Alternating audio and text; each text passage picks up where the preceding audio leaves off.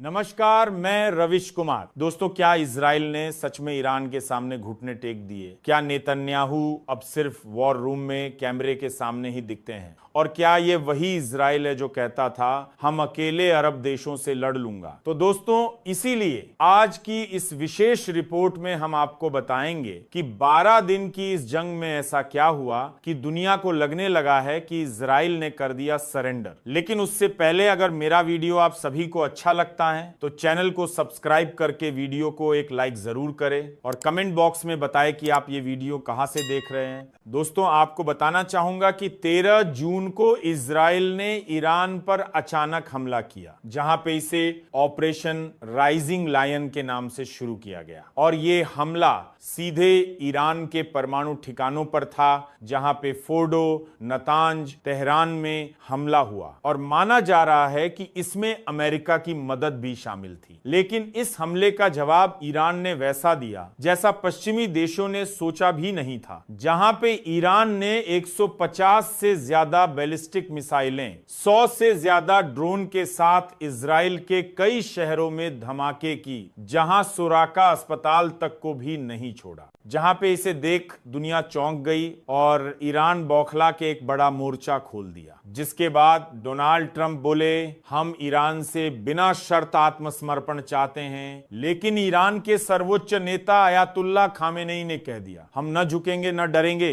और अगर अमेरिका ने एक और कदम बढ़ाया तो उसका अंजाम भी भुगतना पड़ेगा। जहां पे ये उस वक्त था जब अमेरिका और इजराइल को लगा ये ईरान 2003 वाला नहीं है। ये जंग में घुटनों के बल नहीं आता, ये आंख में आंख डालकर जवाब देता है। और फिर जैसे ही अमेरिका ने B-2 बम वर्षक भेजकर ईरान के परमाणु केंद्रों पर बमबारी की, तो फिर ईरान ने जवाब दिया और फिर अल उदैद एयरबेस पर मिसाइलें दाग दी। कतर में अमेरिकी बेस पर विस्फोट किया, जिसमें 7 सैनिक घायल हो गए। जहां पे अब ये खेल बड़ा हो गया था। फिर ईरान ने कह दिया अब या तो बातचीत होगी बराबरी पर, या फिर ये जंग पूरे मध्य पूर्व को निगल जाएगी। फिर 18 जून की रात ट्रंप ने ट्वीट किया और सीजर फायर को कहा। लेकिन हकीकत यह थी कि ईरान ने सिर्फ एक तरफा युद्ध विराम की घोषणा की थी, वो भी मानवीय कारणों से। जहां पे इजराइल 12 घंटे बाद सीजर फायर पर सहमत हुआ, जहां पे सीज फायर का मतलब सरेंडर नहीं होता, जहां पे ईरान ने जंग रोकी लेकिन शर्तों के साथ। इजराइल ने भी पीछे हटना शुरू किया और यहीं से दुनिया ने कहना शुरू किया इजराइल झुक गया। लेकिन क्या इजराइल की सरकार गिर गई? क्या इजरायली आर्मी ने हथियार डाले?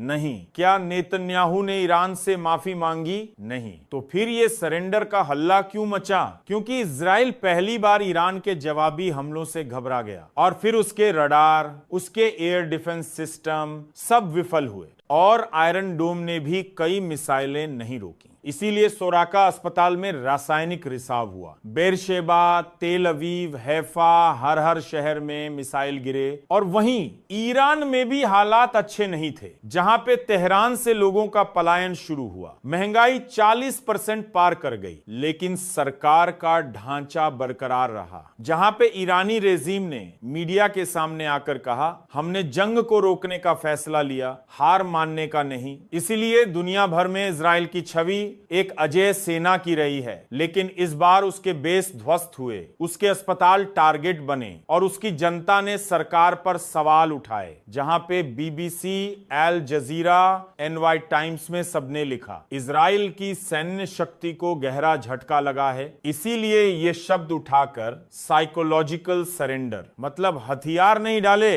लेकिन घुटनों पर आ गए। अब आगे क्या होगा? क्या परमाणु समझौते पर फिर बातचीत होगी? क्या ईरान अपने रडार और मिसाइल फिर से तैयार करेगा? और क्या नेतन्याहू अब केवल गज्जा पर फोकस करेगा? और सबसे बड़ा सवाल यह है कि यह सीजर फायर स्थायी है या एक अस्थायी विराम है? जहां पे नेतन्याहू, एक ऐसा नाम जो दशकों तक इजराइल की सुरक्षा नीति का चेहरा था, लेकिन इस बार वही नेतन्याहू अपने ही देश के चैनलों से छुपता नजर आया। जहां पे इजराइल का चैनल 12 कहता है हमारे प्रधानमंत्री तो बयान ही नहीं दे रहे, और दूसरी ओर सेना कहती है हमने ईरान की क्षमताओं को नष्ट कर दिया। तो सवाल उठता है, अगर जीत गए तो जनता अस्पतालों में क्यों, और अगर हमने सब खत्म कर दिया तो हमारी सरकार क्यों खामोश। जहां पे नेतन्याहू एक वॉर रूम में कैमरे के सामने गंभीर चेहरा लिए बैठे हैं, लेकिन जनता बाहर सड़कों पर है। ये चुप्पी हार की सबसे ऊंची आवाज बन चुकी है, और वही ईरान की मिसाइलें इजराइल पर टूट पड़ी हैं। लेकिन ये सिर्फ हथियारों की नहीं, ये मन स्थिति की वापसी थी, जहां पे ईरान ने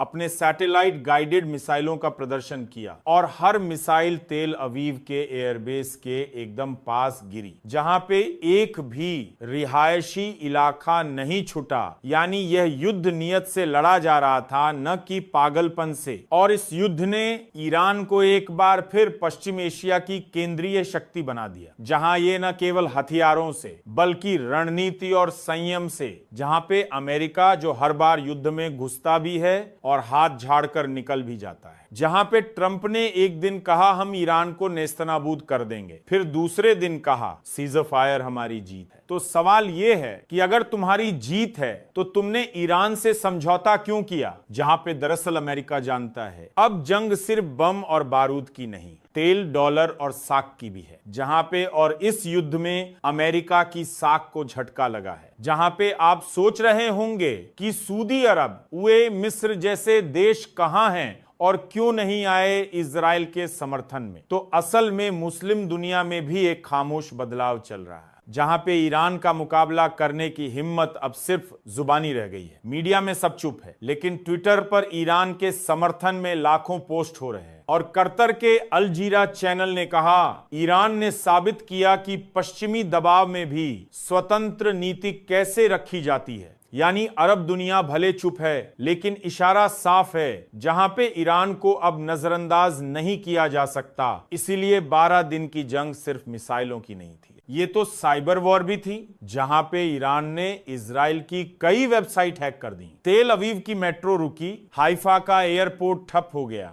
और इजराइल के परमाणु प्रोग्राम से जुड़ी 17 गीगाबाइट डाटा लीक हुआ। जहां पे ये लड़ाई अब हथियार से हार्ड ड्राइव पर आ गई थी, क्योंकि आज की लड़ाई में सीपीयू भी उतना ही घातक है जितना कि मिसाइल। जहां पे संयुक्त राष्ट्र यानी वो संस्था जो हर बार संघर्ष में गंभीर चिंता जताती है, लेकिन इस बार न कोई निंदा प्रस्ताव किया और न ही कोई अंतरराष्ट्रीय मिशन, क्योंकि अमेरिका और इजराइल को रोकने वाला कोई नहीं। और ईरान जिसने जंग शुरू नहीं की, वो तो पहले से ही बदमाश देश घोषित है। जहां पे संयुक्त राष्ट्र का ये रवैया बताता है कि दुनिया के सबसे बड़े संस्थान भी अब सुपर पावर की कठपुतली बन चुके हैं। इसलिए अब जंग का असली असर कहीं और दिखा। इजराइल में लोग सड़कों पर आए और कहा गया नेतन्याहू हमें अंधेरे में रख रहा है, सुरक्षा विफल रही और डिफेंस बजट पानी में गया। और वही दूसरी ओर ईरान में जनता ने पहली बार खुलेआम अपने देश के कदमों की तारीफ की। हमने कोई जहर नहीं पिया, हमने जवाब दिया। ये शब्द एक युवा छात्रा के थे जो युद्ध के अगले दिन तेहरान यूनिवर्सिटी के बाहर बोल रही थी।